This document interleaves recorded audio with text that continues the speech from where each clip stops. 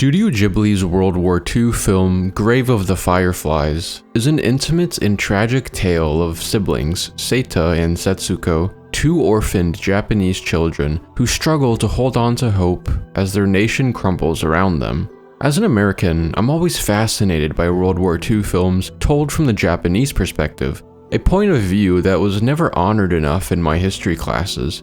Seeing the nightmare endured by the everyday Japanese citizens surely takes all the glory out of the American narrative. This war was horrific. In this film, villages are ablaze, dead bodies sag in the most unlikely places, and loved ones slip from their children's lives. At once, the film is a brutally honest depiction of the hardships suffered by the unconsidered Japanese population, but also a vital character study of one young boy torn between a sense of duty to his country and an overwhelming love for his sister. At the film's chronological beginning, Seita is a student of a military school and a passionate young patriot, placing all faith in his father and the Imperial Japanese Navy. Although his sister Setsuko is far too young to have an opinion on the war, all she knows is the collateral damage it does to their lives. When their mother is killed by an allied firebombing, the young Seita quickly assumes the role of parent over Setsuko, committing himself to her well-being rather than volunteering like others his age. Seita tries to make life fun for the two of them, grasping for any and all simple pleasures that remain during this tumultuous wartime. He strives to protect Setsuko's innocence and purity as much as he can help it, and struggles to make the best of a horrific situation.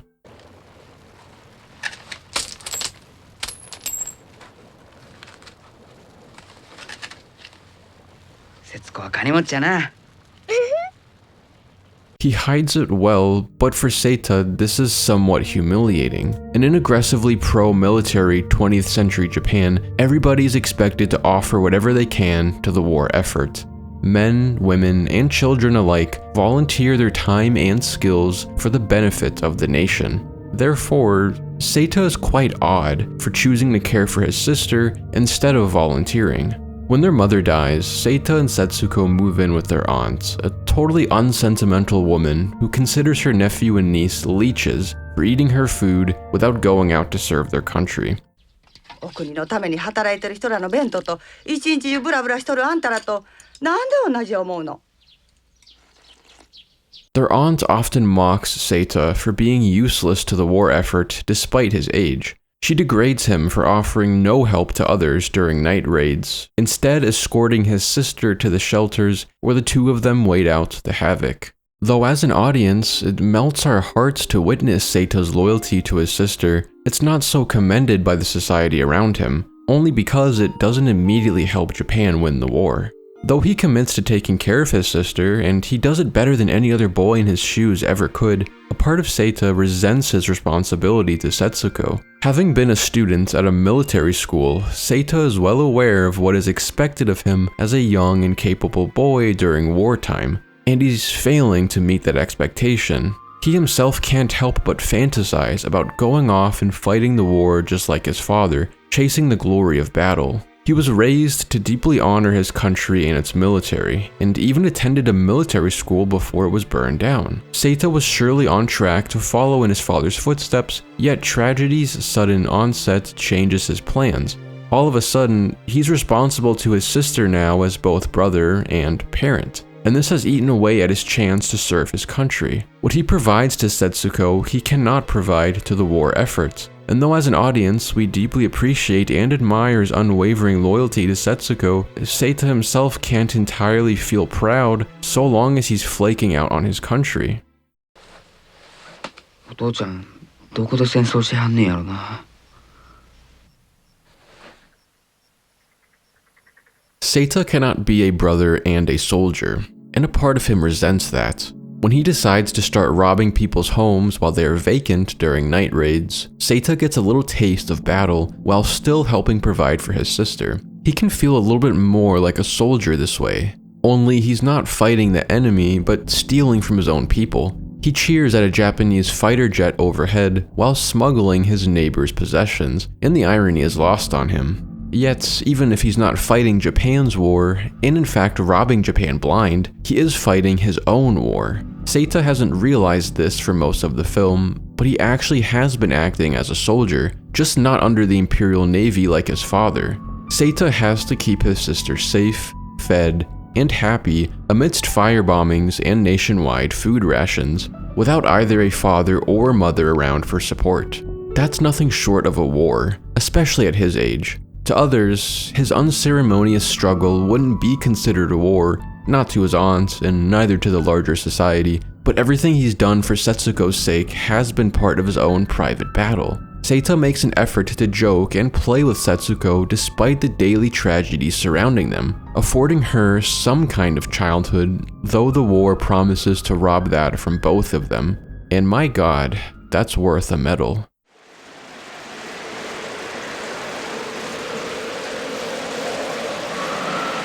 Throughout the film, Seita wears a military cap from his school, sometimes donning the entire uniform, which grants him the honorable air of a true soldier.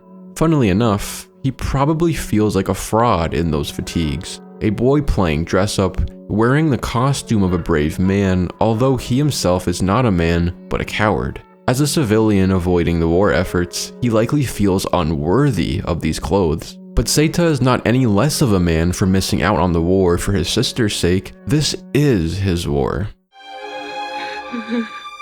Setsuko. What does it mean to be a man? It's not so cut and dry. Military service doesn't make a man in and of itself, nor does a lack of military service keep someone from such a title. As I see it, a man rises to meet the immediate challenges of his life and is willing to sacrifice for those who need him, even when the rest of the world puts him down for it. Even if it cuts into the image of who he wants to be, a man is willing to fill the shoes laid out before him. Seita did not stumble when his mother died. He braced himself and took his sister by the hand and provided for her that which would no longer be provided to him. For what he sacrificed to keep his sister safe and happy, he is just as deserving of that uniform as any naval captain or any foot soldier. Sure, he wasn't aboard one of those Navy ships that ended up sinking into the deep blue sea. In that right, he will be viewed as a coward, one who didn't do his part. Nobody will remember his struggle. History books won't include a chapter on his behalf. Seita ends up starving to death in a train station, his corpse just more littered to the janitors. What he did was inglorious, and to the rest of the world, forgettable. But, ironically, all those Japanese soldiers, like Seita's father and so many others, will hardly be remembered themselves. Had Japan won, they might have come home swelling with great pride and basking in the glory of their victory. But Japan was twisted into the dirt by nukes. Innocents were savagely slaughtered, and those out to sea sank and died, just as any other men do. Seita and his father filled two very different roles during the war. Seita's father was an honorable naval captain serving his great emperor and nation. Seita was a babysitter to his little sister. One commitment was surely deemed more honorable than the other by society, yet, at the end of the day, the body of Seita's father, sunk into the bottom of the ocean, will be just as unimportant to the world as Seita's own bony corpse. Neither of them receives a glorious burial, not even the man who served his nation dutifully.